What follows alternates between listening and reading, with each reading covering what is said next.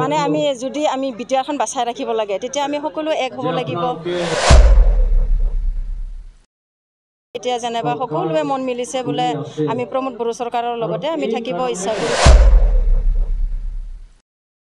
মানে আমাৰ এই অঞ্চলত সঞ্জয় শইকীয়াৰীৰ যিটো নেকি আমি হৰিচিঙা সমষ্টিত বাস কৰোঁ, সেইকাৰণে যেনিবা আমি সকলোৱে গম পাইছে সঞ্জয় শইকীয়াৰীৰ বিনা আমাৰ ইয়াতে কাম নহ'ব।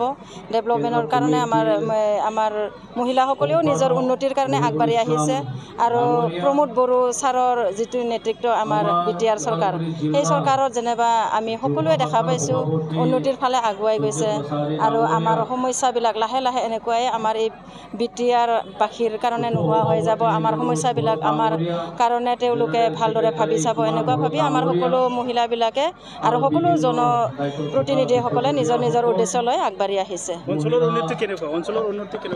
অঞ্চলৰ উন্নতিটো এতিয়া আমি দেখিব পাইছোঁ, আগতে যেনেকুৱা আছিলে এতিয়া তাতকৈ আমাৰ আগুৱাই গৈছে সেনেকুৱা আমি দেখা পাইছোঁ আৰু সেইকাৰণে আমি উন্নতিটো পাবৰ কাৰণে আৰু অঞ্চলৰ উন্নতি হ'ব বিচাৰি পেলাই আমি আহিছোঁ।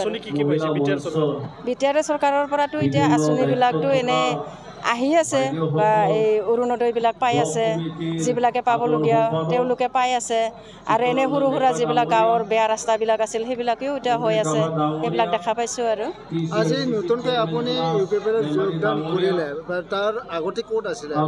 মই বিপিএফত আছিলোঁ, বিপিএফৰ প্ৰাইমাৰীৰ উমেন চেলৰ সাধাৰণ সম্পাদিকা আছিলোঁ। বিপিএফৰ অস্তিত্বটো আমি এতিয়া মানে আমি যি দেখিবলৈ পাইছোঁ, মানে এই অঞ্চলত বা এই বিটিআৰত এতিয়া আমি সকলো এক হোৱাটো বিচাৰিছোঁ। মানে আমি যদি আমি বিটিআৰখন বাছাই ৰাখিব লাগে তেতিয়া আমি সকলো এক হ'ব লাগিব আৰু তেতিয়াহে আমাৰ বিটিআৰখন বাচি যাব, অন্য হাতৰ পৰা আমি বাছাই ৰাখিব পাৰিম। এনেকুৱা ভাবি মানে আমাৰ বিপিএফৰ মানুহবিলাকে এতিয়া যেনিবা সকলোৱে মন মিলিছে বোলে আমি প্ৰমোদ বড়ো চৰকাৰৰ লগতে আমি থাকিব ইচ্ছা কৰোঁ বা এক হৈ আমি কাম কৰি যাবলৈ ইচ্ছা কৰিছোঁ আৰু এনেকুৱা।